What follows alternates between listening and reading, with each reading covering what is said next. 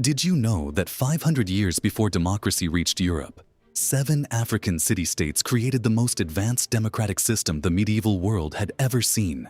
Between 1000 and 1500 CE, the Hausa city-states of northern Nigeria revolutionized how governments could work. Each city had its specialty. Kano dominated textile production, Katsina controlled agriculture, and Zaria manufactured military equipment. But here's the genius part. They stayed independent while working together. Their kings couldn't become tyrants because elected councils could overrule royal decisions.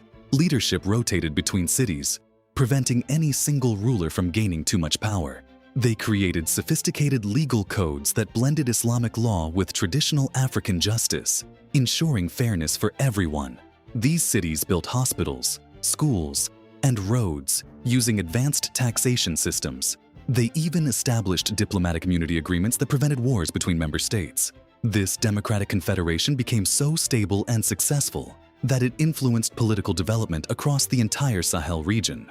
While Europe struggled with absolute monarchies, the Hausa had already solved the puzzle of balanced government, creating the most stable political system in pre-colonial West Africa. If this amazed you, hit that follow button for more incredible African history.